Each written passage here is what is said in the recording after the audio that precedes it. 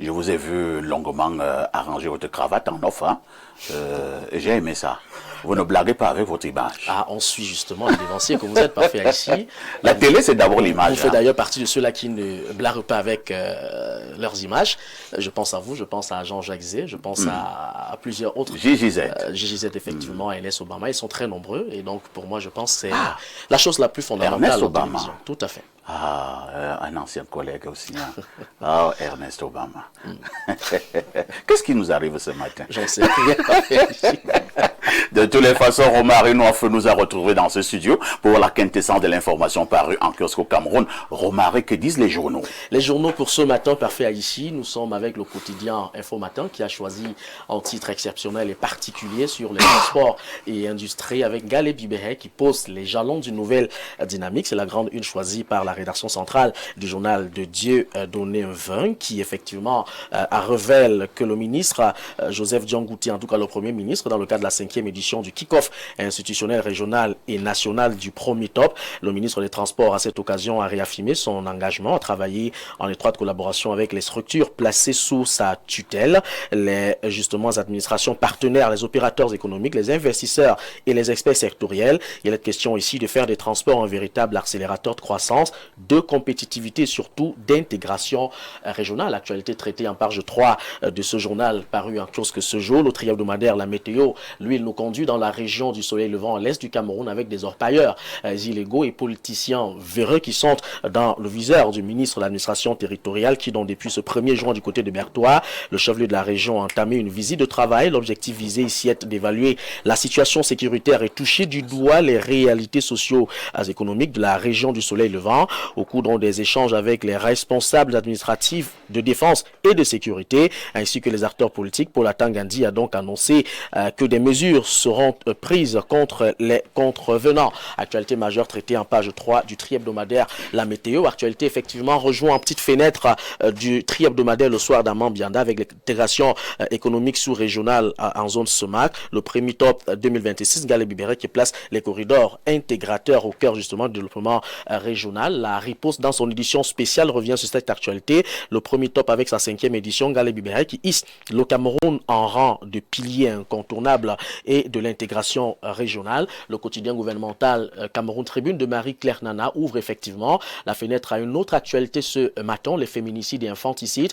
Dure sera la riposte. Actualité majeure à retrouver en grande une du quotidien Cameroun Tribune. C'est donc l'un des principaux messages parfaits ici lancé lors de la conférence de presse donnée hier par le ministre de la Communication, porte-parole du gouvernement et 3 autres membres du gouvernement à propos de la recrudescence des violences à l'encontre des enfants et même des femmes. René Manuel Sadi a donc annoncé une lutte sans merci contre ces phénomènes. Actualité à retrouver en page 4 et 5 de ce journal. En kiosque ce jour, l'étudiant n'est pas en reste quant à cette actualité féminicide, infanticide, viol sur mineurs, la riposte gouvernementale. Et puis Carole Tamba, à travers le drapeau, revient sur l'abus sur mineurs et féminicide. La riposte de l'État est donc lancée. Le lancement a effectivement eu lieu hier lors de cette conférence de presse présidée par le porte-parole du gouvernement, René Emmanuel Sadi. Une autre information essentielle en kiosque ce jour, le messager ouvre justement le bal avec la scène d'horreur, parlant ainsi de l'instruction attribuée à Justin Danoué de capter des images à éclairer la diffusion en audience hier au tribunal militaire d'une vidéo montrant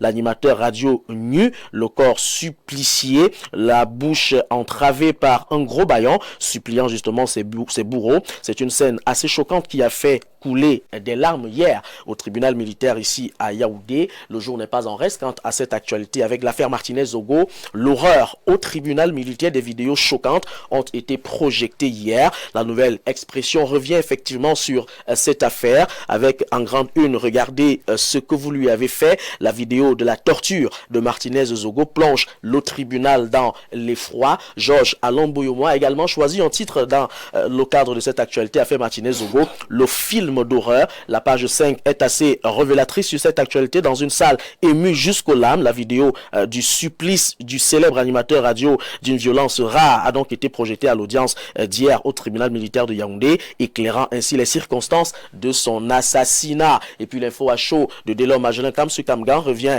avec un morceau choisi du maître Emmanuel Sim, avocat, qui réagit après la projection au tribunal militaire de Yaoundé d'un extrait des images de la mise à mort de Martinez-Zogo. Je ne dormirait sûrement pas cette nuit. C'est un morceau choisi effectivement à retrouver en grande une du journal Info à chaud. L'innovation revient sur ces quelques images de la mise à mort de Martinez Zogo. Le film d'horreur a donc été projeté hier au tribunal militaire. Primeur Hebdo a donc également parlé de cette projection choc au tribunal militaire. La vidéo de l'agonie de Martinez Zogo bouleverse donc l'audience. Actualité majeure effectivement à retrouver avec beaucoup de particularités dans ces journaux. Ici, cité le du Sahel de Guiba Gatama. Par contre, nous conduit dans la région de l'extrême nord avec les chantiers routiers qui s'enchaînent. L'enclavement malheureusement qui persiste. De l'autre côté, le tri-hebdomadaire La Tribune fait allusion à cette conservation en Afrique. Les peuples autochtones au cœur des débats ici à Yaoundé. L'hôtel Montfébé donc de cette ville a abrité du 26 au 31 mai 2026 l'Assemblée générale de l'Alliance des peuples autochtones et même des communautés locales pour la conservation en Afrique. C'est une semaine intense dédiée donc à l'inclusion, aux droits humains et surtout à la durabilité. Le journal donc de Franck Duclerc-Billet traite de cette actualité en page 5 dans sa parution de ce jour. Le billet hebdomadaire Le Point revient effectivement sur le trafic d'or avec 2000 milliards évaporés, complicité, corruption à grande échelle. Paul Biya est intenable. C'est la une choisie par le billet hebdomadaire Le Point dans sa parution de ce jour. L'avenir revient par contre sur la reconstruction de la route Mora d'Abanga-Koussery, 205 km. La promesse présidentielle est concrétisée. De l'autre côté, Écho du Nord Cameroun revient sur ce visage aussi essentiel de l'environnement sportif de notre pays, sport équestre.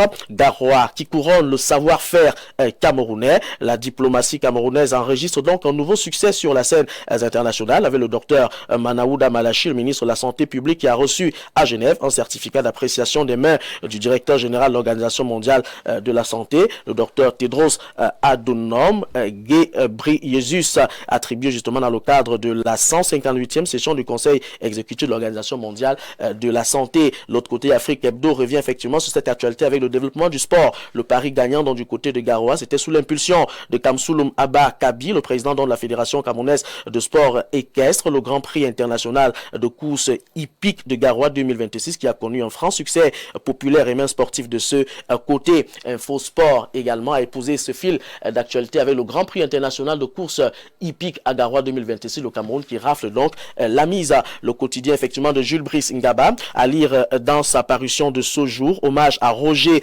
Betala, une personnalité, une voix, mais surtout un style. L'éditorial donc de Jean Atangana est à retrouver en grande une en tout cas de ce journal en kiosque ce jour. Thierry Ekouti lui livre le bal de l'économie au centre de notre pays, l'industrialisation avec le Cameroun à la traîne en Afrique centrale. De l'autre côté, défi actuel, pas de la contrebande avec près de 2000 milliards de francs CFA d'or exportés illégalement vers Dubaï en 5 ans seulement, parfait ici. Entre 2021 et 2025, le Cameroun n'a officiellement déclaré que 148 kg d'or exportés, alors que les statistiques compilées par la Société nationale des mines, la Sonamine, à partir justement des données des Émirats arabes unis, font état de 44 tonnes réceptionnées donc du côté de Dubaï en provenance du pays, évalué à près de 1914,4 milliards de francs CFA. Ces volumes prolongent donc des écarts déjà relevés par un rapport d'analyse d'Interpol justement sur l'exploitation aurifère donc en Afrique. Et pour sortir de cette revue de presse pour la deuxième livraison de la semaine, le quotidien Econews de Pascal Dibamou revient sur l'axe Yaoundé-Niamey, le MINEPAD qui presse justement d'accélérer la consommation des fonds climatiques de ce côté. Il est question justement de ce taux d'exécution bloqué à 30%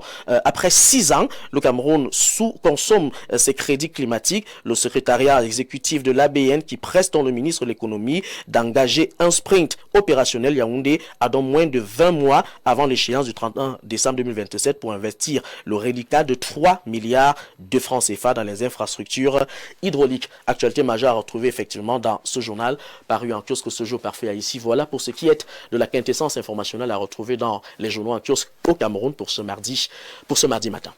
Merci Romaric pour cette revue de la presse. Nous disons tout simplement à demain 10h. À demain 10h, perfect. Merci. Excellente journée à toi. Pareillement, parfait. Mets toujours le Seigneur au centre de ta vie. C'est par lui, c'est grâce à lui et surtout c'est pour lui que nous vivons. 10h, 11h52, qu'est-ce que ça fait du bien de regarder la télé?